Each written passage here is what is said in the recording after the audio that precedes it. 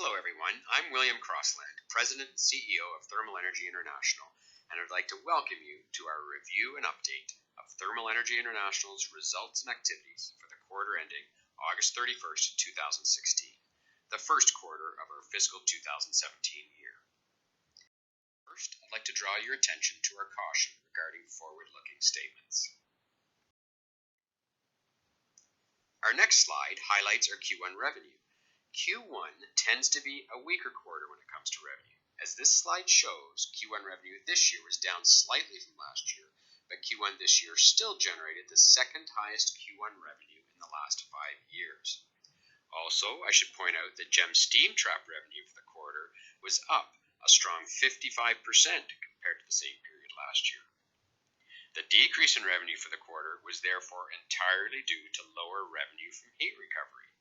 However, as I will show you in a minute, our order backlog for heat recovery remains quite strong, with more than $5 million of heat recovery projects announced in the last few months. But typically, very little revenue is earned in the first couple months of a heat recovery project. The majority of revenue is often not earned until the project is well underway. So while our heat recovery revenue is down this quarter, this is simply because of the timing of our recent orders. The next slide highlights gross profit and shows that despite lower revenue, Q1 gross profit for this year was the highest it's been in the last 5 years, with a gross margin of 68% this year compared to 43% last year. This higher gross margin is largely due to the higher proportion of GEM sales this year. Next, we look at EBITDAs, where you can see a steadily improving trend and a slightly positive EBITDAs for Q1 this year, despite Q1 typically being one of our weakest quarters.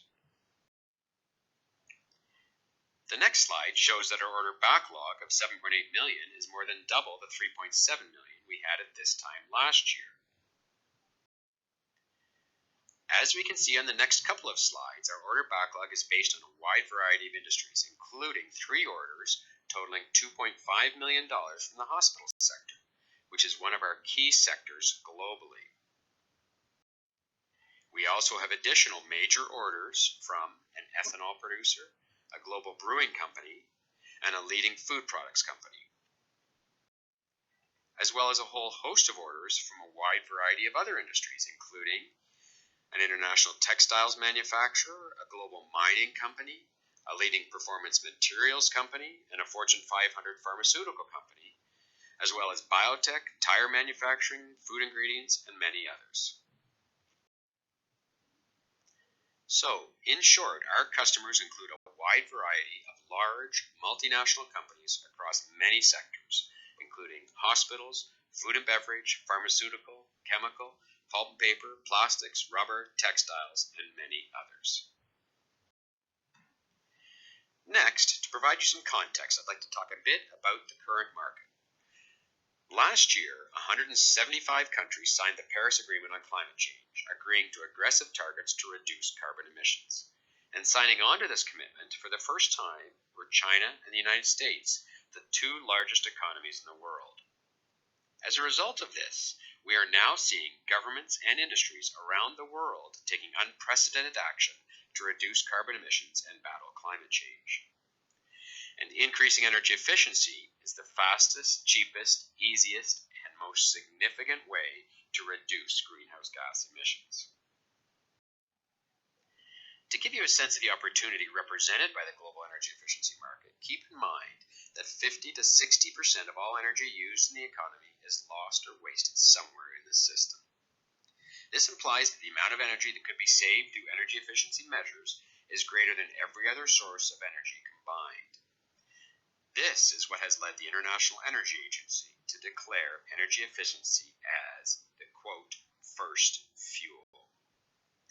But more specifically, up to 50% of industrial energy consumption is lost as waste heat.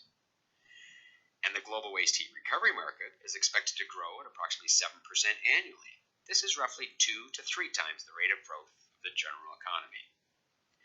And finally, $22 trillion is expected to be invested in energy efficiency over the next 25 years. Finally, I'd like to summarize some of our key growth drivers and opportunities. As we have seen, we operate in a fast-growing global market with very strong fundamentals.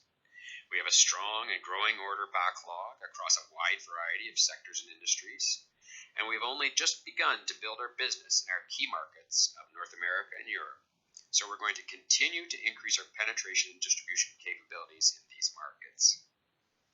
But we'll also consider entering new geographical markets where and when the market fundamentals and opportunities are favorable.